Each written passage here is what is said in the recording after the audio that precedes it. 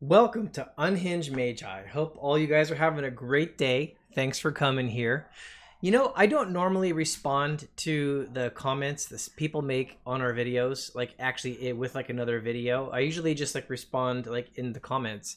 But this one particularly interesting comment popped in from someone who's actually been watching our channel for a while, and I know that they've actually posted like a lot of comments, and there's been back and forth, discussions and stuff like that. And I was kind of surprised at this last comment, and I thought more than just the reply that I had typed in online, it would actually make sense to actually make a video about it. Not to put this person down in any way, because their view is their perspective and stuff like that, but it's interesting to me like how they possibly came to the viewpoint that they had, and I figured this was a worthy enough topic to actually explain why my response was the way it was. Anyways, to actually go over, let's see. Okay, so what we have here is, it was on the video how Wizards of the Coast could make Magic the Gathering worth buying again. And that was the title of the video. And I was, of course, or we were discussing, the things that Wizards of the Coast could do to actually fix Magic the Gathering to make it, worth actually buying. But it's important to note, we really didn't believe that Wizards of the Coast was actually going to take any of this advice. Like, we don't think this is anything that they're going to actually do. What we were more saying is this is what they should do. But, we really don't think that they actually are going to actually do that. But this is what they should actually do. So that's an interesting point there. Anyways, I'll show you guys the comments. We can discuss it. So let's scroll down. Okay, so MTG means magic. That is the person who actually did the comment. So I'll leave this on the video screen here for a second while I read it. Thanks for the video and for the topic, folks. It seems you guys are pretty mad at the state of Wizards of the Coast for many reasons. Yet I don't believe you realize why. Point one, you guys are upset that cards are good, compelling, and worth playing and accessible to newbies, as opposed to formats where you need a $30,000 deck to consider even playing. Second point, it seems like you folks are upset that commons still suck. Please understand that drafting is very important for everyone, especially casuals, and Wizards of the Coast's quick model. This will probably never change since they would need to playtest those pushed commons, which they won't do for the hundreds of sets that they release every year. Third, mass box openings might never return thanks to prior examples and how people abused the market last time they searched for the Pokemon cards in Amonkhet. Appreciate the topics again, guys. So, polite, disagrees on some points, voicing his opinion, all perfectly fine. And again, I've got no problems with this person. So I replied first and said, it seems you have misunderstood our points. We don't want formats to be $30,000 a deck. That was never our position on new formats, not even in the slightest. What we want is for cards to be worth buying, worth playing with, and well balanced. There is no good benefit to buying a box of 36 packs, 15 cards apiece, where 3 cards out of the entire box are usable and the rest are bulk crap. Draft can be done in a cube format. You don't even need packs, not even in the slightest.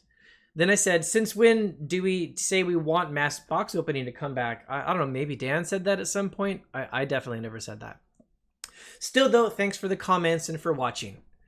So yeah, I wanted to first, before I move forward, be very clear that people think that just because Dan and I like to talk about expensive cards, old school format, reserve lists, stuff like that, we have some desire of wanting all formats to be expensive. That is not the case at all. We don't mind that there's expensive formats. We like that there are expensive formats, of which both of us would prefer proxies being more accepted so people can actually play those. But no, we actually like that standard format exists and that the decks can be much more affordable. Pauper is actually one of my absolute favorite formats, and I've loved it for years. I haven't had a chance to play it for a while, but it's a great format. Being able to just come in with inexpensive decks and build things, that is great. We love that. The point that I was trying to make earlier is that it's not good feels when you spend $100 on a box of cards and you open it up and you get 3 cards that you would actually even care to play with, and the rest is just garbage, total garbage. that's more what I was trying to get across. Anyways, let me continue in the comments and then I'll expand the reply. Thanks for clarifying your position. That all makes sense now. You're giving your own personal and smart opinion. Oh, thanks for saying smart. Not the facts about what Wizards of the Coast would actually do. Your position on their crappy business decision unfortunately will not make Magic great again. So there was a title, there was a thumbnail I had on the video where I said make Magic great again. Yeah, that was totally meant to be a joke. So like others who espouse the nonsense like that phrase proves you folks are just fossils. I am a fossil. I don't know, maybe. You need to change with the times, period. And so, okay, I replied. This is my last reply, then I'll go into the links and stuff that I've got. The make Magic great again was honestly really a joke. If you didn't laugh, then it missed the mark. Yes, we are not saying what Wizards of the Coast is going to do. We are saying what they should do. But we know full well that they won't. There is no chance in heck that they're going to focus on long-term health of their own product over short-term profits. That's the point of the videos. Knowing that they will not go that direction means that you, the viewers, should plan on them continuing to make the bad choice. That means that they will keep going for flashy special cards that are really not special.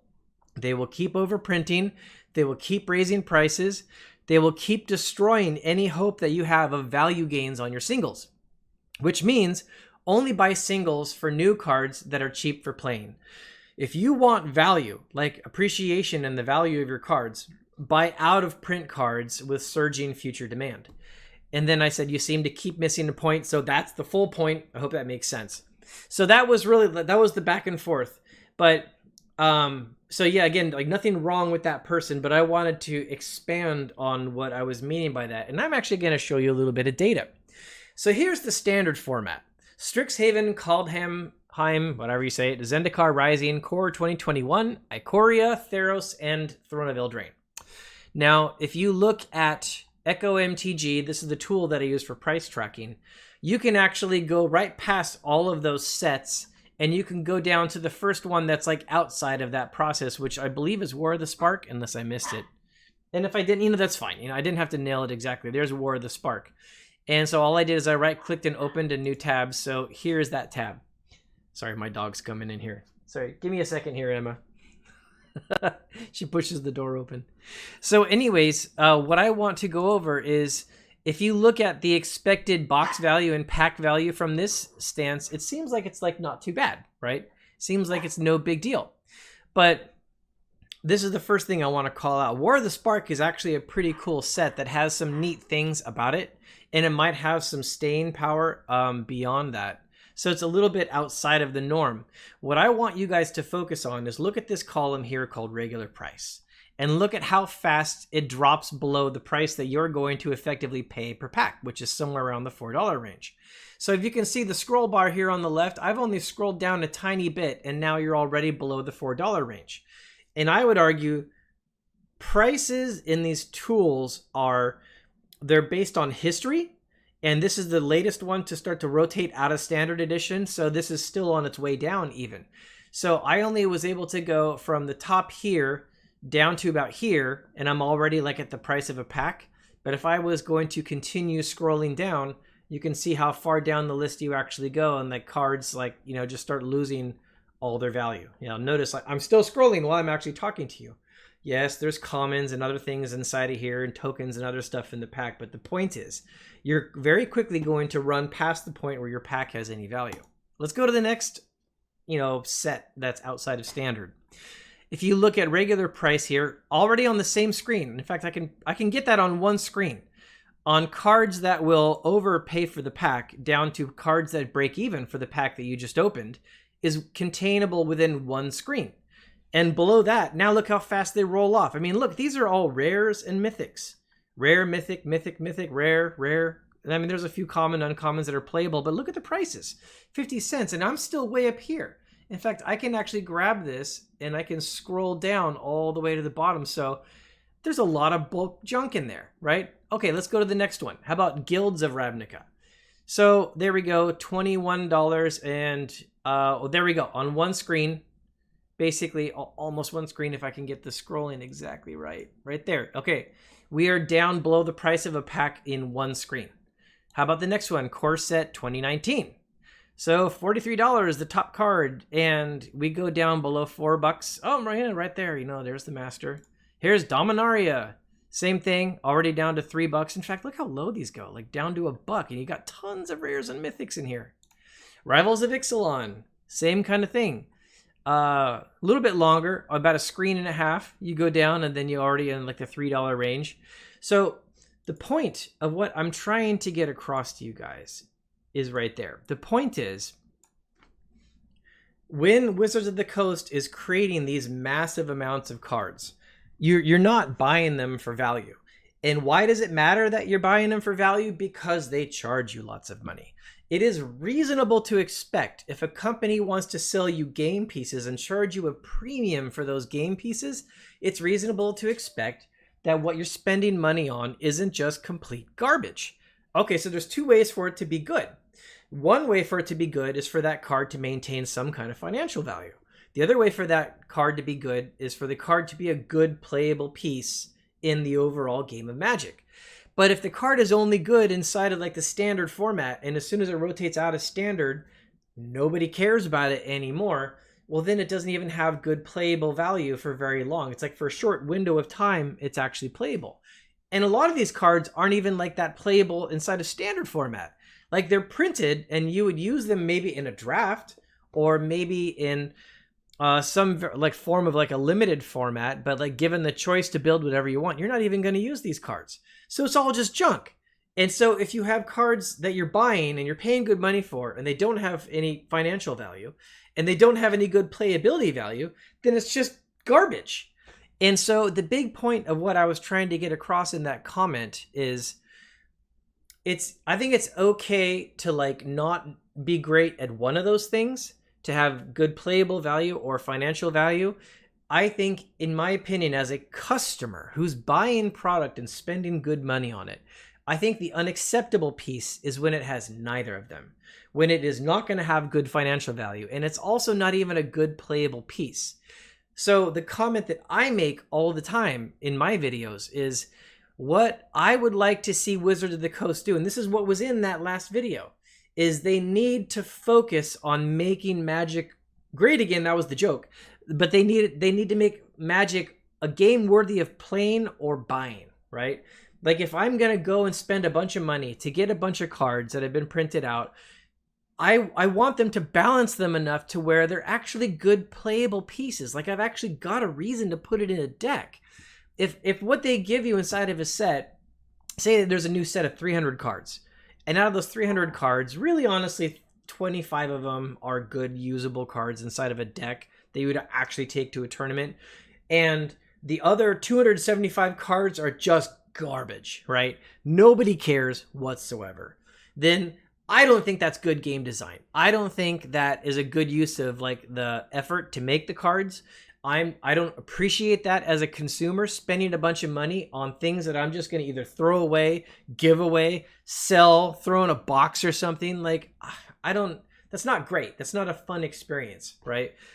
And even when you're drafting, you know, like if you open a pack and you have all these cards that are terrible cards, it's like, okay, well, if I get stuck with this card or if I draft it, I'm probably going to lose because of it, because someone's going to get one of those 25 good cards and then I draft this garbage.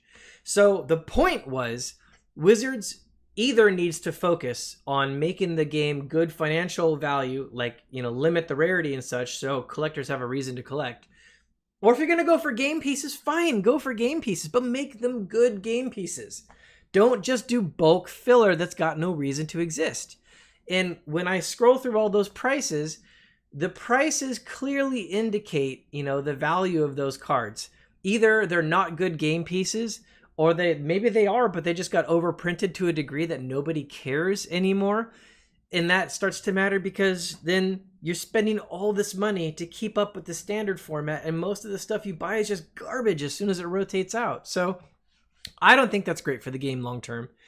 The point of the video of Make Magic a good game again is basically to just focus on the long game, Wizards.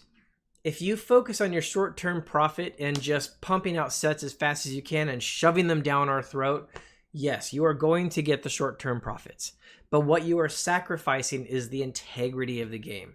And I was trying to let people know that, like, I know some of you think these new cards are worth investing in, but if I go back to that screen, everything at the top of this like list on any category for any set, everything in here that's these top cards. Scroll, let's see, there's too much garbage. Throw it all the way to the top. So these good cards, or any of these good cards, anything that's actually at the top like that, you guys, it's going to get reprinted. You know, anything that they can print and sell packs that they put some effort into balancing and getting to be good. If you bought that card because you think it's investable, get ready for it to be reprinted. That's part of the point. So if you're gonna like buy cards, I think, in my opinion, buy the singles, build decks, play the game, enjoy the game. And if you're gonna buy singles, build decks, play the game, enjoy the game, you want them to be good. You want them to be valuable cards to actually worthy of putting inside of a deck. So maybe I'm beating a dead horse. I think that's all valid. I don't know how that point got missed, but there we go. I thought it was worth making a video on showing the data and explaining why I see it the way I see it. So anyways, Wizards, if you're paying attention, just go make the game good, right? Make the cards worth buying. That's all we ask. Bye, everybody.